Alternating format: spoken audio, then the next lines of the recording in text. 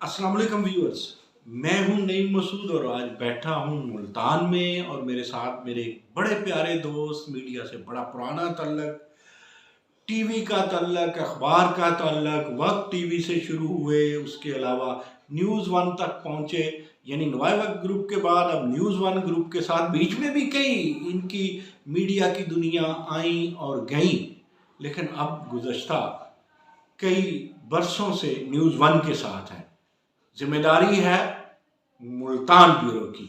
तो आज चूंकि मैं मुल्तान आया था और ये इनकी मेहरबानी है, ज़रा नवाजी है इनकी कि ये तशरीफ़ ले आए अपने गुनागो मसरूफियात के बावजूद। थोड़ा सा डिस्कस करेंगे बिलखसूस मुल्तान की पॉलिटिक्स को और बिलअमूम सदरन पंजाब की पॉलिटिक्स को। अस्सलाम वालेकुम जुनैद। वालेकुम अस्सलाम। जुनैद, बड़ा सिंपल क्वेश्चन, वो ज़ाहिर है हम भूल भुलैयों में तो बातों को और सियासत को गुजारेंगे नहीं, सियासत को भूल भुलैयों से गुजारना तो सियासतदानों का काम है। हम तो वो बात करेंगे जो हमारे व्यूअर्स को समझ आए। बिल्कुल सही बात है और असल हकाइक भी जो है ना वो सामने आएंगे ताकि वो जान सकें कि साउथ पंजाब में बेसिकली हो क्या रहा है। यार एक बात की समझ नहीं आती। मैं जब आपका मुल्तान शहर देखता हूँ, शुरू में तो मैं आता तो मैं कहता यार ये मुल्तान का मैं पुलतान ज़्यादा है। तो इतने ज़्यादा यहाँ काम करवाया, यहाँ लाइट नहीं जाती थी। यूसुफ रज़ा गिलानी जब वज़ीर आज़म थे तो वजारतें तो बड़ी मिलती रही ना मुल्तान को। इतना काम करवाने के बावजूद यूसुफ रज़ा गिलानी के हारने की वजह क्या थी? बेसिकली अगर बात करें यूसुफ रज़ा गिलानी के हारने की, पीपल पार्टी ने अपने दौर में यहाँ पे बहुत काम करवाए। मुल्तान शहर के पूरे सदर्न पंजाब में भी फोकस, क्योंकि वज़ीर आज़म भी रहे हैं हल्का और शहर और मुल्तान, इसीलिए आज भी मुल्तान के जो शहरी हैं वो याद करते हैं कि गिलानी खानदान की खिदमत मुल्तान के लिए बहुत है। याद करते हैं, वोट नहीं देते। वोट उसी तरफ आ हुआ जी। तो याद जरूर करते हैं। अच्छा, गिलानी साहब का आपने कहा कि हारने की वजह, इन्होंने बेसिकली अपने बच्चों को सियासत में लाने के लिए अपना जो आबाई इनका हल्का था शहर वाला, वो इन्होंने ड्रॉप किया। वो ड्रॉप करके बाहर के हल्के में गए कि वहां पे मेरी शख्सियत को देखते हुए मुझे वोट मिलेंगे। यहाँ से 2 दफा कोई जवेद शाह साहब है, वो जीते, जवेद अली शाह साहब जीते, यानी 18 में भी वो जीते, 13 में भी वो बिल्कुल ऐसे ही है। तो वो जो है ना वहां पे गए, फिर वहां पे इनका ये था कि मुझे जो मोहब्बत है लोगों की, मुल्तानियों की, वो मिलेगी। मगर अगर वो तो कहते हैं, गिलानी साहब अब भी कहते हैं कि मेरे वोट चुराए गए हैं। काफी हद तक बात भी ठीक है, जिस तरह फैसल साले याद के चुराए गए। नहीं, सही तो है, मगर जो इलेक्शन कमीशन ज्यादा नहीं लिए कि चोरी होने के बावजूद वोट फिर भी ज्यादा मगर फिर भी वो जो है हार गए।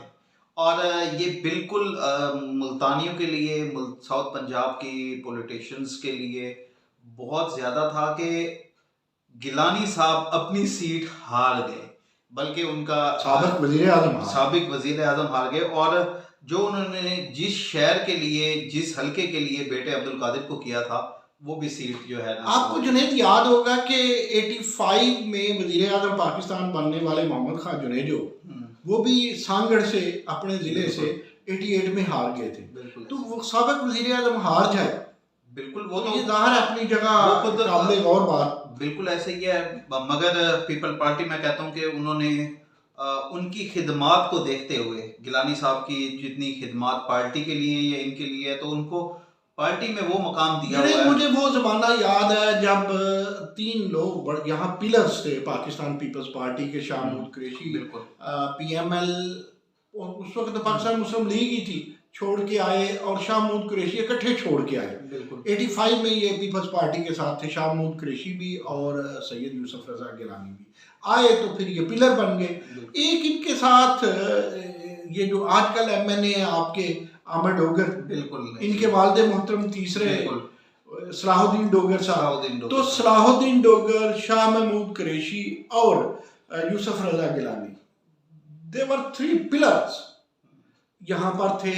नून लीग की तरफ से हाजी मोहम्मद भुट्टा एक बड़ा नाम हुआ करता था। तो ये 4-5 अहम नाम थे। उस वक्त दस्ती वगैरह का नाम नहीं था, ना मुजफ्फरगढ़ में, ना इधर, यानी सदरन पंजाब के ये बड़े नाम थे। मुझे ये बताइए कि वो ज़्यादा दोस्त जो हैं सलाहुद्दीन डोगर साहब, वो शाह महमूद कुरैशी के थे या यूसुफ रज़ा गिलानी के थे? नहीं, उनकी क्योंकि पार्टी एक थी, उनकी खिदमात जो है और कुर्ब जिसको कहते हैं वो गिलानी ख़ानदान के साथ थे, क्योंकि सियासत इकट्ठे करते थे, इनकी मुकम्मल प्लानिंग होती थी।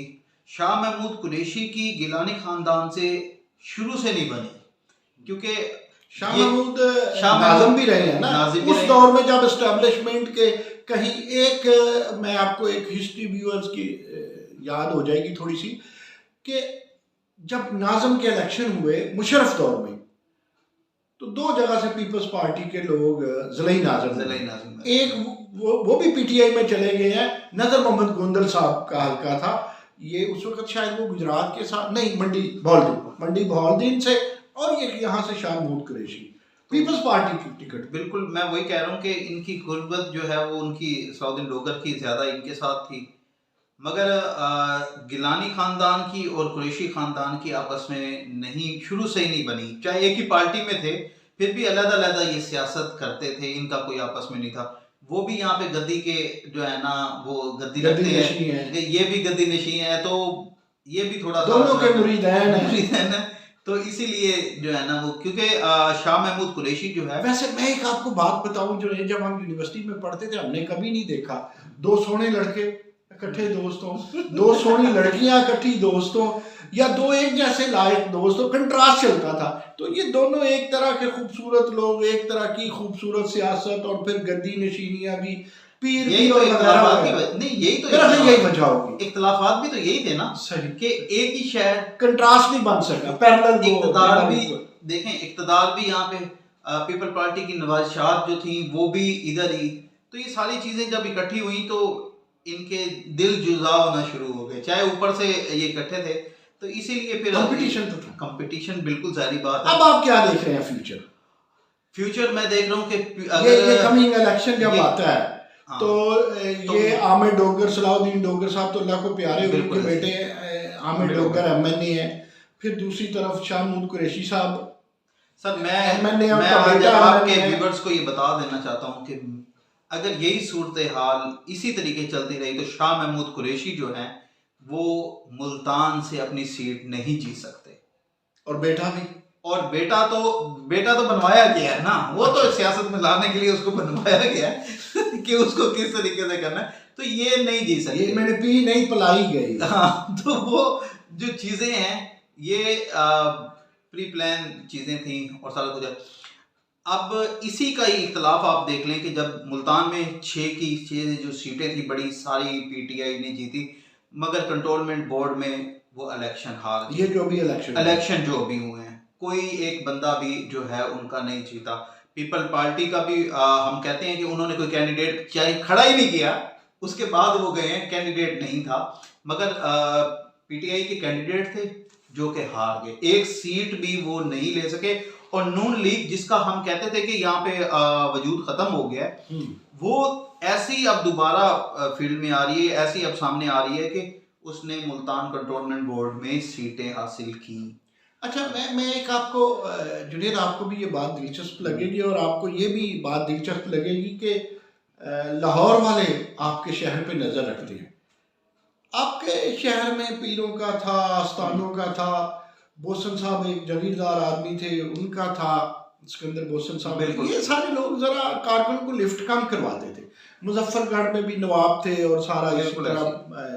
देखिए मैं आपकी बात काट रहा हूँ, ये नवाब, ये सरदार, ये वडेरे, इनका अब इस दौर में आके चीजें खत्म होती जा रही हैं। लेकिन मैं एक बात फिर आपकी सुनते हैं, वोट इनको चने चबवाए अब्दुल गफ्फार डोगर ने, वो एमएनए हुए, बिल्कुल वो पीएमएलएन की सीट पे, जहां से गालबन कुरैशी साहब का बेटा जीता है। अच्छा, फिर जमशेद दस्ती, वो जाहिर बेशक मुजफ्फरगढ़ में था, बट उसका इम्पैक्ट बड़ा था मुल्तान में, तो ये दोनों को कहा जाता था ये 1-1-2-2 है। आप इन्हें फ़ोन करेंगे, कारकुन के पास पहुंच जाते थे। और व्यूअर्स, मैंने भी ये तजर्बा किया, उनको फ़ोन किए, उन्होंने कड़क फ़ोन किए। यूसुफ रज़ा गिलानी साहब का कभी दिल करे तो हमें कभी कभी फ़ोन कर लेते हैं या सुन लेते हैं, जब हमारा दिल चाहे वो अभी भी फ़ोन नहीं लेते। एक दफ़ा वो वैसे नॉर्वे में, वो तो बिलावल भुट्टो इकट्ठे बैठे हुए थे, उनकी मेहरबानी, मुझे उन्होंने फ़ोन किया। एक दफ़ा इन पे कॉलम था, मैंने लिखा नवाबट में, अब तो मैं जंग में लिखता हूँ, तो वो लेकिन उस वक्त जब अरूज था जमशेद दस्ती पे और अब्दुल गफ्फार डोगर पे, तो वो 1122 थे कारकुनान। देखिए 1122 थे, या अब वो कहाँ गए? मुल्तान की सियासत का आप एक बड़ा नाम भूल गए हैं, जावेद हाशमी का। जावेद हाशमी की तरफ मैं अलग बात कर, पूरा सेगमेंट करना चाहता हूं। वो खत्म हो गया ना। देखिए बहरहाल सियासी पंडित है जी वो, अपने देखें हैं, मगर उसका मुल्तान की सियासत में इस टाइम वजूद खत्म हो चुका है। उसकी हत्ता के अगर मैं मीडिया के वाले वजूद खत्म हो चुका है। वजूद इसलिए खत्म हो चुका है, वजह तो बताएं, लोगों ने पसंद करना छोड़ दिया, बिल्कुल, या उन्होंने लोगों को पसंद करना देखें छोड़ जब आप दिया। इदारों पे बात करना शुरू करेंगे ना, तो इदारे जो हैं ना वो आपको कभी बर्दाश्त नहीं करेंगे। लेकिन मेरा ख्याल में उन्होंने इदारों पे नहीं, जमहूरियत के हक में बात की। देखिए जमहूरियत पसंद, अगर वो इतने जमहूरियत पसंद थे तो पीटीआई जब पीक पे बिल्कुल हर चीज चली गई तो वो वहां से उठ के आगे और जो है ना वो छोड़ के आगे।